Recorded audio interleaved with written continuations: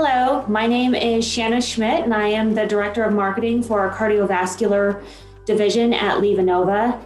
And today we are interviewing Tammy Rosenthal to celebrate Women's History Month, to take a look at what it takes to get to a high-level position in the world of perfusion today. Hello, Tammy. Hi, Shanna. How are you today? Good. Thanks for having me. It's great to see you. Thank you for joining us. So tell me a little bit about your role and how you got to where you are today. Sure. I knew at a young age I wanted to be in healthcare in some capacity. I actually had an opportunity when I was in high school. A friend offered me to join the volunteer fire company on the ambulance in my hometown. And I was intrigued and I gave it a try and I loved it. I loved helping people. I loved the exciting environment.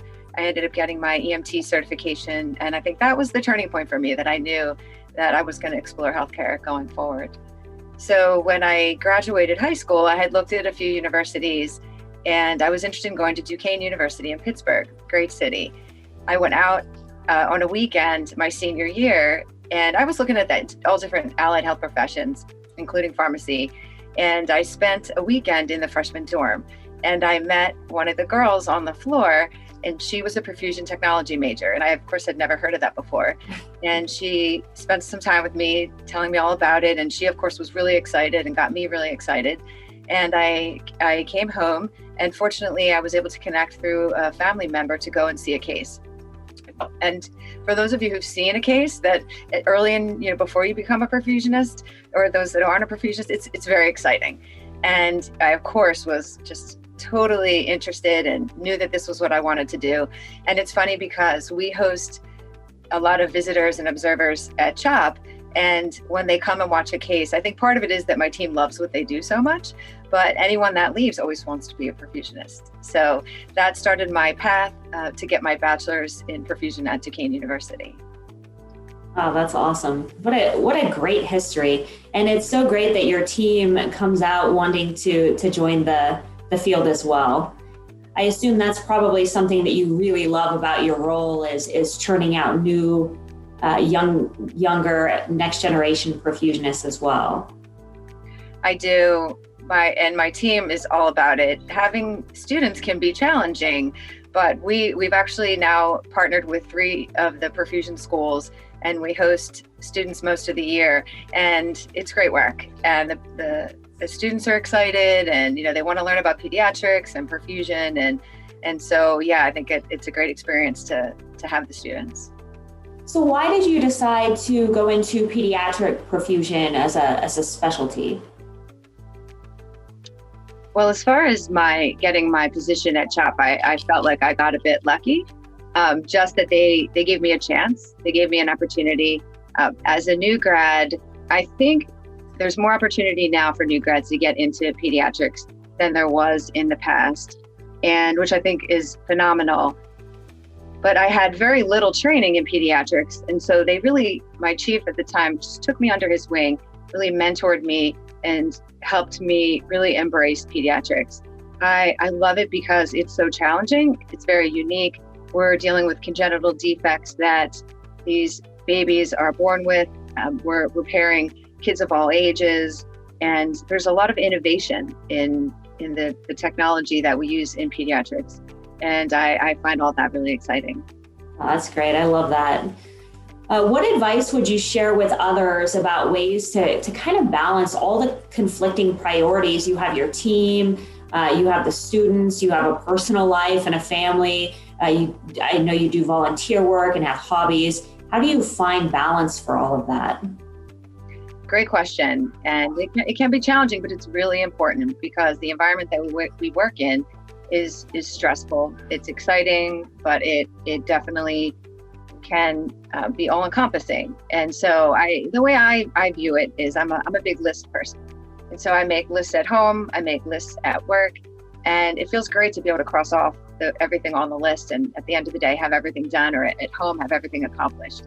But I think what it comes down to is prioritizing. So recognizing what really needs to be done today, what can wait until tomorrow, what are the urgencies? What are the things that you can work on an ongoing basis? And so that way, when you leave work at the end of the day, you feel good about what you've done, but you're able to walk out the door and go home and be present. Be with your family, be with your friends, enjoy what you do. And then it's also the same when you're at work.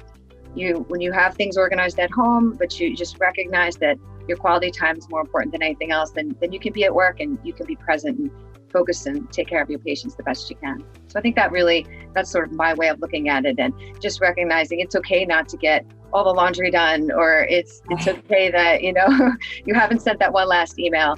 And it's not that you can't do emails at home or you can't do a little bit of work at home, but it's really important that you do give yourself that time to decompress and be with the people you care about. That's great advice, Tammy. I'm a list person as well, and sometimes I'll write something down on the list that I've already done that wasn't on the list, just so I can cross it off. So can you share an example of maybe a hurdle or an obstacle or some challenge along the way in your career that you've had to overcome and what you did to get through it? Sure. I think looking back, one of my biggest hurdles was the chief perfusionist job here at CHOP. I had been on the team here for 5 years. I was only 5 years out of school, and my mentor, my chief, had decided to move on. And so the role was open, but I wasn't sure that I was ready. And, we had talked about it, and he said, you're never really going to feel like you're completely ready, that you should just go for it. So I threw my hat in the ring, and definitely I had been working on my MBA at the time. And I think that definitely gave me an advantage with the leadership, even though I was a little younger and a little green, that they recognized that I was serious and moving my career forward. So they gave me the interim position while they did a nationwide search, which I did have to interview for. But it gave me the time to show that I could do the work. And, I made my mark. And then when it came to the decision time, I did get offered the job. That's great. And to prove it to yourself, that's a good story. Yeah. So what advice would you give to young professionals trying to get into the perfusion field? I would say take opportunities. We never know truly when we're ready. And these stretch goals, stretch projects, whether it's a task force at your hospital, whether it's getting involved with one of the professional societies, it's really important that you challenge yourself and you reach outside your comfort zone. It's really what's going to help you grow personally and professionally. And then I would also highly recommend you get involved with your professional associations. These are the volunteers. These are the network and community of perfusion that are really working to advance perfusion. And I highly recommend that you participate in whatever capacity you can, volunteering and getting involved. That's good. Thank you so much for that advice, Tammy, and for your time today. We really appreciate you joining us for this interview to help celebrate women and from before and also future women in the field. Thank you very much.